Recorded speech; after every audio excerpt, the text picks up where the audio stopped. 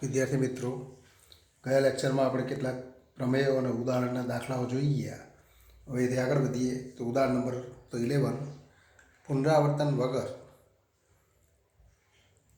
અંકો 0, 1, 2, 3, 4 અને 5નો ઉપયોગ કરીને 100 થી 1000ની વચ્ચે આવેલી કેટલી સંખ્યાઓ મળે?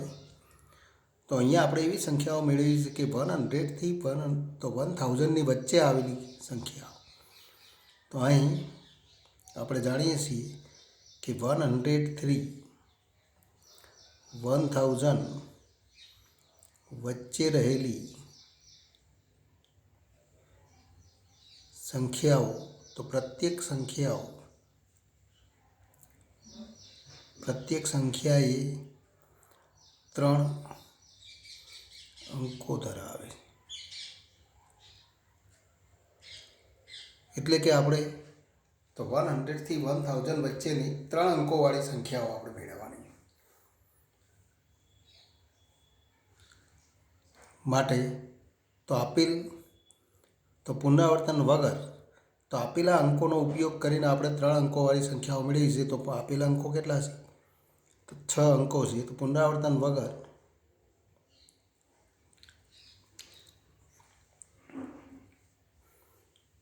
આપેલ 6 ભિન્ન અંકો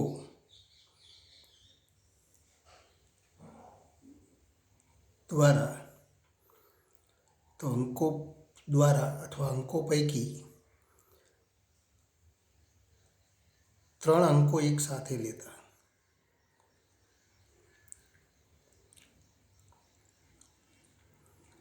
લેતા મળતી સંખ્યાઓ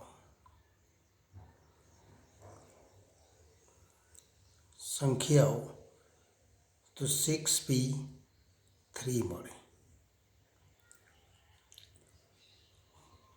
પરંતુ અહીંયા આપણે કહી શકીએ કે બધા જ અંકોનો આપણે ઉપયોગ પુનરાવર્તન સિવાય અથવા પુનરાવર્તન વગર કરીએ. માટે તો જેમાં એકમના સ્થાનમાં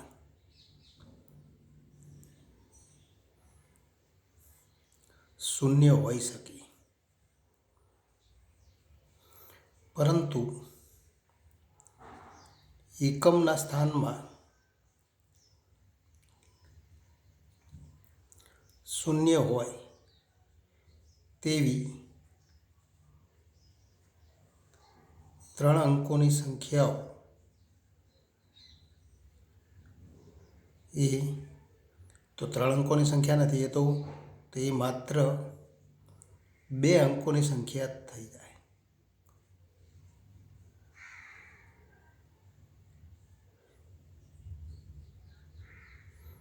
જે તો 100 થી 1000ની વચ્ચે ન હોય. તથા આપણે કહી શકીએ કે અહીંયા તો 100 થી મોટી સંખ્યા આપણે મેળવીએ તો 100 થી 1000 વચ્ચેની સંખ્યાઓ માટે એકમનો અંક 1 અથવા 1થી મોટો જ હોવો જોઈએ. તો અહીંયા આપણે 0, તો એકમના સ્થાનમાં 0 સિવાયના બધા જ અંકો તો 1 અથવા 1થી મોટા. તથા તો પ્રથમ સ્થાન માટે અથવા તો અહીંયા આપણે કહી શકીએ તો એકમ નહીં, પણ અહીંયા આપણે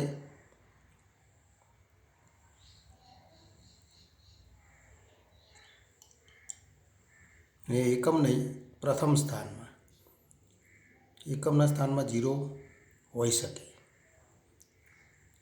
એકમના સ્થાનમાં નહીં, પણ તો 3 અંકોમાં પ્રથમ સ્થાનમાં એટલે કે શતકના સ્થાનમાં અહીંયા આપણે તો શતકના સ્થાનમાં શૂન્ય હોઈ શકે, પરંતુ શતકના સ્થાનમાં, કારણ કે અહીંયા એકમ એટલે પ્રથમ સ્થાન આપણે લખવાનું હતું. એકમના સ્થાનમાં તો 0 હોઈ શકે, પણ શતકના સ્થાનમાં 0 હોય તેવી 3 અંકોની સંખ્યા એ માત્ર 2 અંકોની સંખ્યા ગણી શકાય. કારણ કે 3 અંકો આપણને આપેલા હોય તો એકમ, દશક અને શતક. તો શતકના સ્થાનમાં જો શૂન્ય હોય તો એ 2 અંકોની સંખ્યા થાય, જે 100 થી 1000ની વચ્ચે ન હોય. તથા આપણે કહી શકીએ તો એ સિવાયની તો અહીંયા તો તો 0 સિવાય બાકીના તો 1 2 3 4 5 એ પૈકી કોઈ પણ અંક પ્રથમ સ્થાને હોય અથવા શતકના સ્થાનમાં હોય ત્યારે તો મળતી સંખ્યા એ 100થી મોટી જ હોય તથા તો બાકીના અંકો કે કયા શૂન્ય સિવાયના 1 2 3 4 5 પૈકી કોઈ પણ અંક શતકના સ્થાનમાં હોય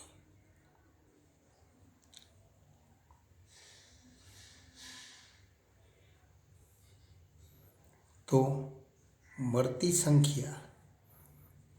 સંખ્યા એ 100થી 1000ની વચ્ચે જ મળે.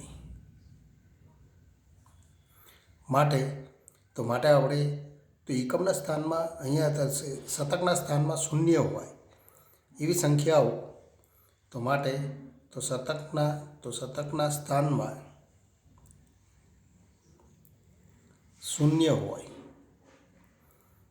તેવી સંખ્યાઓ તો 6p3 માંથી બાદ કરવી પડે. પરંતુ શતકના સ્થાનમાં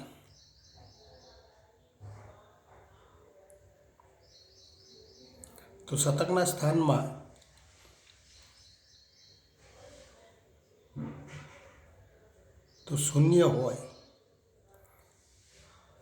તો બાકીના બે સ્થાન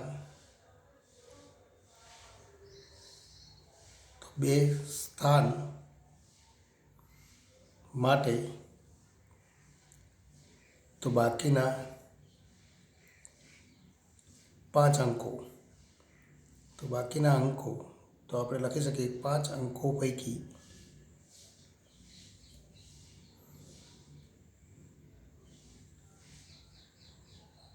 ભરી શકાય અથવા એની પુનઃગોઠવણી કરી શકાય. તેથી શતકના સ્થાનમાં શૂન્ય હોય તેવી મળતી સંખ્યાઓ 5p2 મળે. માટે માગેલ સંખ્યાઓ એટલે કે પ્રકારની સંખ્યાઓ કેવી સંખ્યાઓ કે જે 100થી 1000ની વચ્ચે હોય એવી સંખ્યાઓ કેટલી મળે તો 6p3 minus 5p2. પણ 6p3 = 6 ઇન્ટુ તો બે રીતે આપણે ગણતરી કરી શકીએ. પહેલા સૂત્રનો ઉપયોગ કરીએ તો 6 × 5 × 4 minus 5 × 4 અને ઇક્વલ ટુ તો 5 × 4 સામાન્ય લઈએ તો 6 - 1 એટલે કે 5 અને ઇક્વલ ટુ 100. માટે તો આપણે કહી શકીએ કે 100થી તો 1000 વચ્ચે રહેલી સંખ્યાઓ તો કેટલી મળે તો 100 મળે. 0 1 2 3 4 અને 5નો ઉપયોગ કરી પુનરાવર્તન સિવાય મળતી સંખ્યાઓ આટલી મળે. હવે એથી આગળ વધીએ. ઉદાહરણ નંબર 12 આપણે જોઈએ. ઉદાહરણ 12 એમાં 2 એક્ઝામ્પલ છે તો એમાંથી એક એક્ઝામ્પલ જોઈએ. નીચેનામાંથી એની કિંમત શોધો.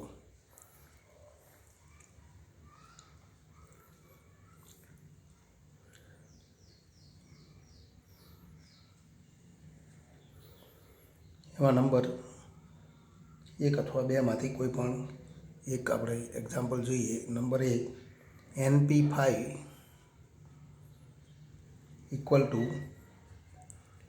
42 × NP3 n > 4. nનું મૂલ્ય 4 કરતાં મોટું. તો આન્સર 1.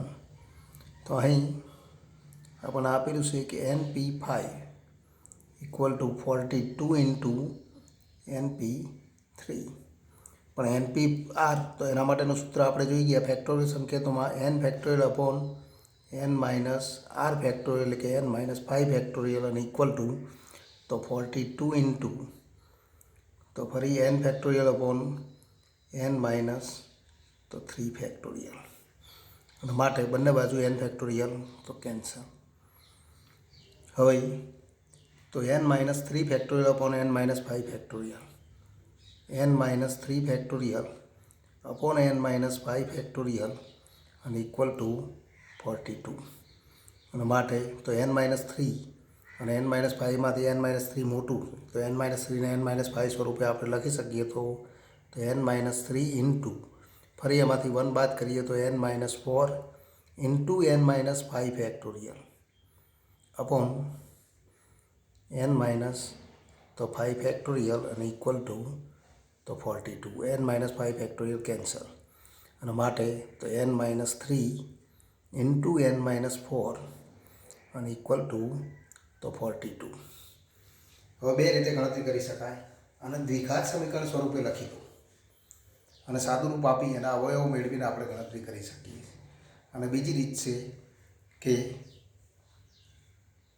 આ બંને ક્રમિક પદોનો ગુણાકાર n-3 અને n-4 તો આને પણ એવા જો બે સંખ્યાઓના ગુણાકાર સ્વરૂપે આપણે દર્શાવી શકીએ તો એમાંથી કિંમત મળે. તો અહીંયા 6 ઇન્ટુ 7 ઇક્વલ ટુ તો 42 તો મોટા પદો સરખા હો તો એમાંથી આપણને nની કિંમત મળે. તો બે રીત છે તો બંને રીત આપણે જોઈએ તો ઇક્વલ ટુ તો માટે n-3 into n-4 equal to 7 into 6 અથવા n-3 into n-4 equal to -7 into -6 તો આ બે ગુણાકારમાં આપણે દર્શાવી શકીએ. માટે તો અહીંયા મોટું પદ કયું છે 7 અને અહીંયા તો n-3 તો માટે n-3 ઇક્વલ ટુ 7 અથવા તો એ જ રીતે આમાં તો મોટું પદ સરખાવો તો મોટું નાનું સરખાવો તો નાનું તો n-3 મોટું પદ છે તો 6 તો મોટું પદ છે તો n-3 ઇક્વલ ટુ -6 અને માટે n ઇક્વલ ટુ 7 + 3 એટલે કે તો 10 અથવા n ઇક્વલ ટુ -6 + 3 અને ઇક્વલ ટુ -3 પરંતુ n બિલોંગ્સ ટુ n માટે તો n ઇક્વલ ટુ 10 એ માગેલ કિંમત છે. તો એક આ રીત છે. બીજી પણ રીત છે અહીંથી આપણે તો પરિણામ નંબર 1થી તો ફરી બીજી રીતે ગણતરી કરીએ અથવા આપણે કહી શકીએ બીજી રીત તો પરિણામ 1 પરથી તો ફરી આનું સાદુરૂપ આપી દો તો n-3 ઇન્ટુ n-4 એટલે કે n સ્ક્વેર -4n -3n તો -7n માઇનસ પ્લસ તો 12 અને ઇક્વલ ટુ 42 માટે તો n સ્ક્વેર -7n 42ને આ બાજુ લઈએ તો 12 - 42 એટલે કે -30 અને ઇક્વલ ટુ 0 અને માટે તો માઇનસ તો 10 + 3 તો n -10 અને n + 3 બે આપણને અવયવો મળે તો ઇક્વલ ટુ 0 માટે n ઇક્વલ ટુ 10 અથવા n ઇક્વલ ટુ -3 પરંતુ n બિલોંગ્સ ટુ n માટે તો n ઇક્વલ ટુ 10 એ માગેલ કિંમત થાય તો એ માગેલ કિંમત છે. તો બંને રીતે આપણે તો આ રીતે ગણતરી કરી શકીએ. માટે n ઇક્વલ ટુ 10 તો જે માગેલ કિંમત છે તો nની માગેલ કિંમત તો 10 મળે જે જોઈ શકાશે n > 4 તો 10 એ 4 કરતાં મોટો છે માટે એ માગેલી કિંમત આપણે કહી શકીએ. તો હવેથી આગળ વધીએ. ઉદાહરણ નંબર 14 નંબર 1 જો 1 બધા જ સ્વરો એક સાથે આવે, નંબર 2 બધા જ સ્વર એક સાથે ન આવે તો ડોટર શબ્દના અક્ષરો વડે 8 અક્ષરોની ગોઠવણી કેટલા ભિન્ન પ્રકારે થઈ શકે.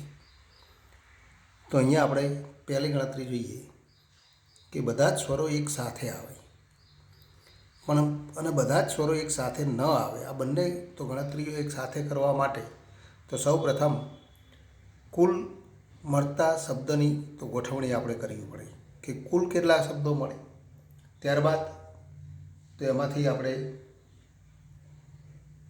ગણતરી કરીએ. એટલે બે રીતે ગણતરી કરી શકાય. નંબર એક, બધા જ સ્વરો એક સાથે આવે એની આપણે ગણતરી તો સૌ પ્રથમ કરી શકીએ. તો અહીંયા આપણે જોઈએ આન્સર 1 કે અહીં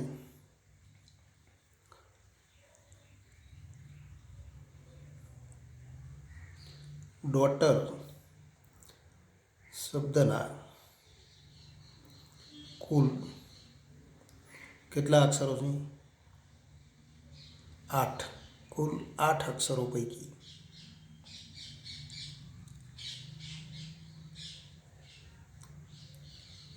તો 8 અક્ષરો પૈકી સ્વરો કયા છે? તો એ, યુ અને ઈ, 3 સ્વરો. તો પૈકી એ, યુ અને ઈ એમ 3 સ્વરો. તો ડોટર શબ્દના અક્ષરો 8 અક્ષરો પૈકી 3, તો એમાં 3 સ્વરો આવેલા છે. આ ત્રણેય સ્વરો એક સાથે આવે. તો ત્રણેય સ્વરો એક સાથે આવે એ માટે તો એની ગોઠવણી કરવા માટે તો 2 ક્રિયાઓ આપણે સમજવી પડે કે ત્રણેય સ્વરો હંમેશા એક સાથે હોય ત્યારે એ ત્રણેય સ્વરોને આપણે કોઈ નવા સંકેત વડે દર્શાવી દઈએ. એને આપણે એક અક્ષર તરીકે લઈ લઈએ અથવા એક વસ્તુ ધારી લઈએ અને બાકીના અક્ષરો એટલે કે એને એક નવા અક્ષર તરીકે આલ્ફા વડે ધારી દઈએ. તો 3 સ્વરો છે એના આલ્ફા વડે ધારો અને બાકીના અક્ષરો, તો આ ત્રણેય સ્વરોને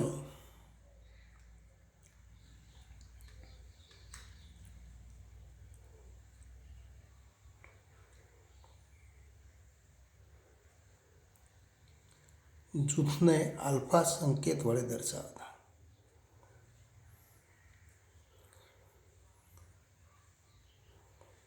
તથા તો બાકીના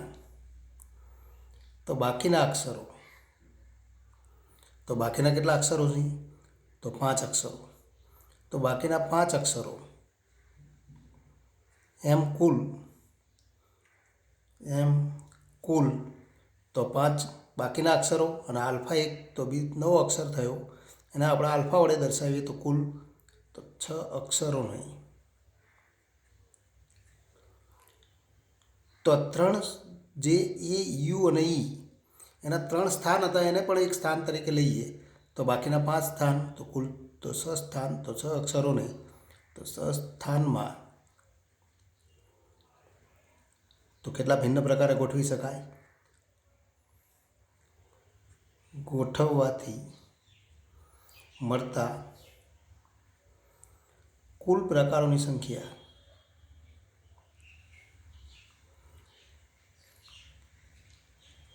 ઇક્વલ ટુ 6p6 એટલે કે 6 ફેક્ટોરિયલ.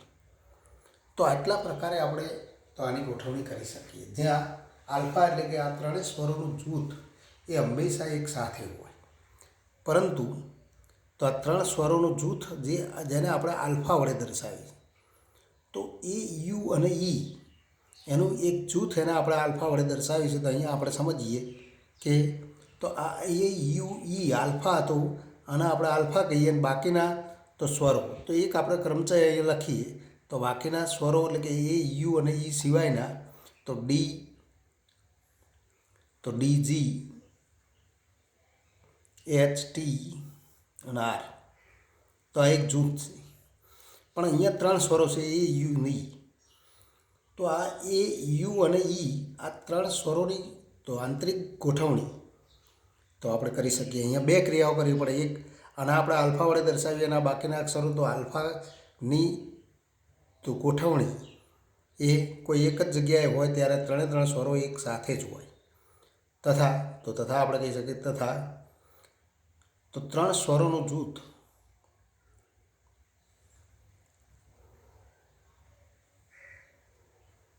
જૂથની 3 સ્થાનમાં તો 3 સ્થાનમાં આંતરિક ગોઠવણી કરતા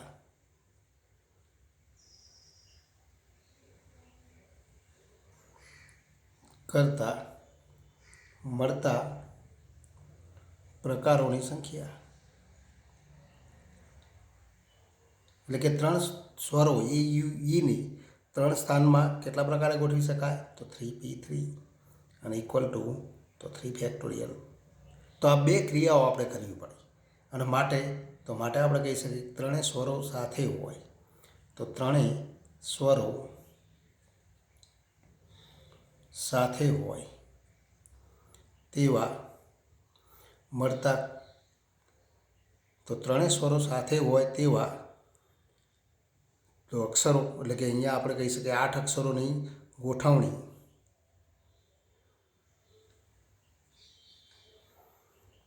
ગોઠવણી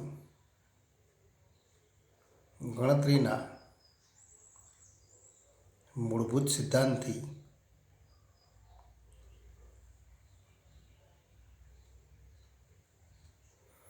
કેટલા પ્રકારે કરી શકાય? તો આ બંને ક્રિયાઓ એક સાથે કરીએ એટલે કે 6 ફેક્ટોરિયલ ઇન્ટુ તો 3 ફેક્ટોરિયલ. તો આટલા પ્રકારે કરી શકાય, એટલે કે 6 ફેક્ટોરિયલ ઇન્ટુ 3 ફેક્ટોરિયલ. તો એનો ગુણાકાર કરીએ, જે કિંમત મળે એ તો આપણને તો માગેલો જવાબ લખી શકાય. પણ આપણે કહી શકીએ કે આટલા પ્રકારે કરી શકાય. તો આ પહેલા પ્રશ્નનો જવાબ, જેનો આપણે તો ગુણાકાર કરી સાદુરૂપ આપીને જવાબ મેળવી શકીએ, અથવા તો આ સ્વરૂપે પણ જવાબ લખી શકીએ. હવે નંબર 2, તો નંબર 2ની ગણતરી કરવા માટે તો નંબર 2 તો બધા જ સ્વરો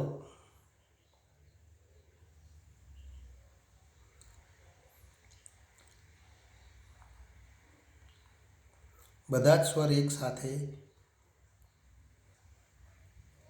ન આવે તેવા પ્રકારોની સંખ્યા આપણે મેળવીએ. તો તેવા પ્રકારોની સંખ્યા કેવી રીતે મળે?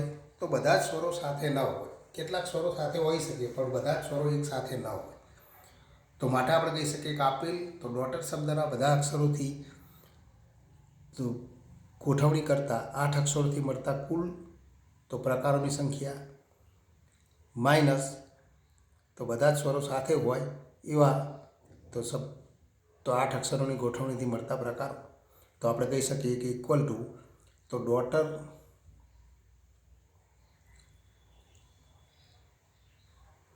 ડોટર શબ્દના બધા જ અક્ષરોને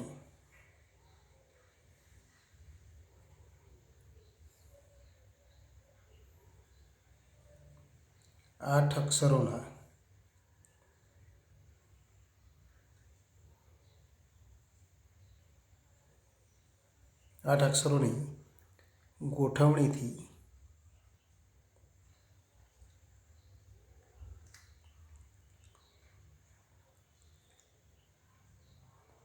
મળતા ભિન્ન પ્રકારોની સંખ્યા માઇનસ, એટલે કે ડોટર શબ્દના બધા અક્ષરોને જુઓ તો 8 સ્થાનમાં ગોઠવવામાં આવે તો કુલ પ્રકારોની સંખ્યા, એટલે કે 8 અક્ષરો તો 8 અક્ષરોની 8 અક્ષરોની ગોઠવણીથી મળતા કુલ શબ્દોની સંખ્યા માઇનસ તો ફરી આપણે લખી શકીએ બધા જ સ્વરો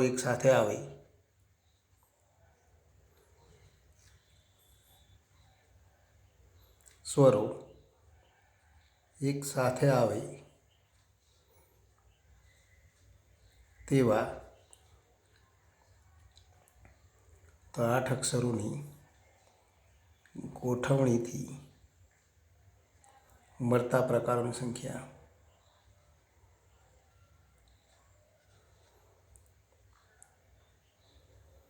માટે આપણે કહી શકીએ કોઈ પણ શરત સિવાય ડોટર શબ્દના બધા અક્ષરોને 8 સ્થાનમાં ગોઠવવાથી મળતા પ્રકારો તો પરંતુ આપણે કહી શકીએ કે તો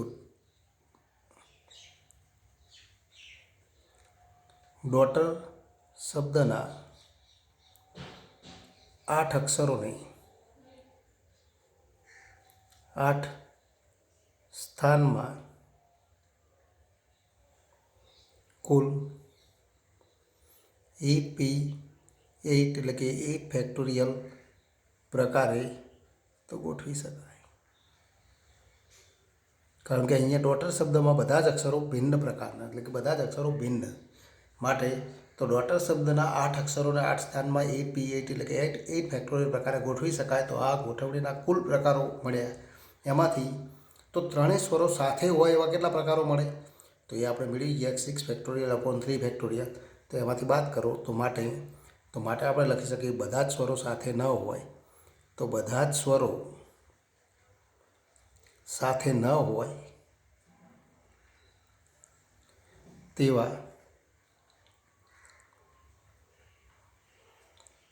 તેવા પ્રકારોની સંખ્યા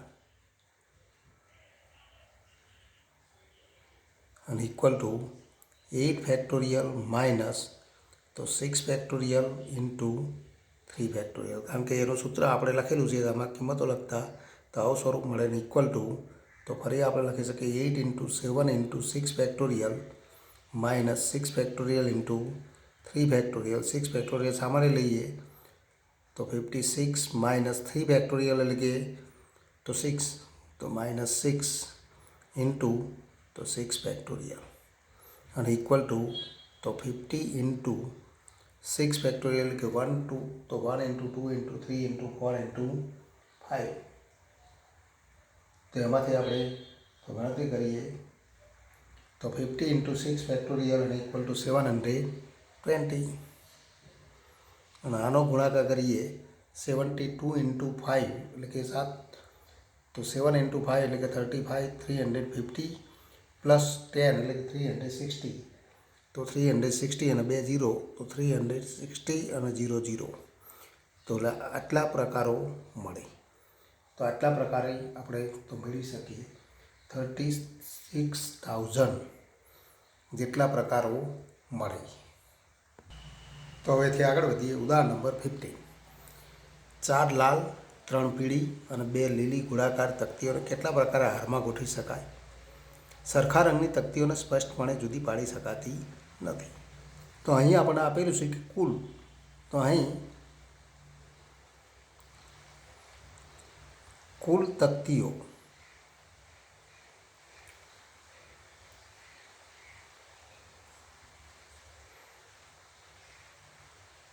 સંખ્યા 9 છે, જે પૈકી 4 લાલ 3 પીળી અને 2 લીલી. એનો અર્થ કે 9 તકતીઓ પૈકી બધી જ તો ભિન્ન નથી, પણ કેટલીક સમાન સ્વરૂપની તકતીઓ છે. માટે આપણે કહી શકીએ કે આ 9 તકતીઓને તો આ 9 તકતીઓને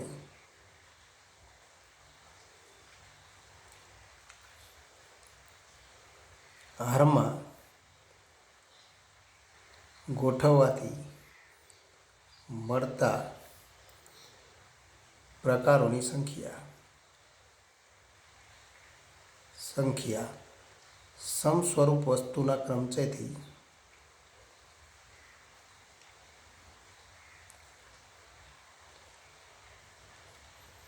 આપણે લખી શકીએ ઇક્વલ ટુ તો 9 factorial upon 4 factorial into 3 factorial into 2 factorial અને ઇક્વલ ટુ 9 ફેક્ટોરિયલ એટલે કે 9 ઇન્ટુ 8 ઇન્ટુ તો 7 into 6 into 5 into 4 into 3 into 2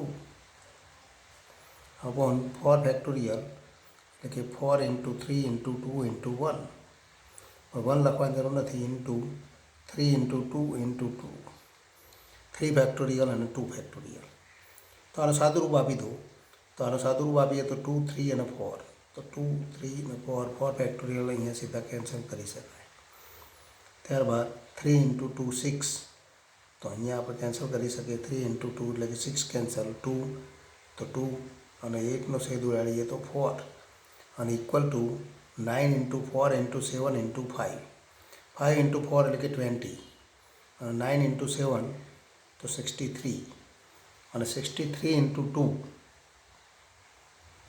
126 એટલે કે તો 126 તો 1200 તો 1260 તો આટલા કુલ પ્રકારો મળે. એટલે કે ગોઠવણીના આટલા તો આપણે કહી શકીએ કે આ 9 તકતીઓને હારમાં ગોઠવવાથી મળતા કુલ ભિન્ન પ્રકારોની સંખ્યા તો 1260 મળે.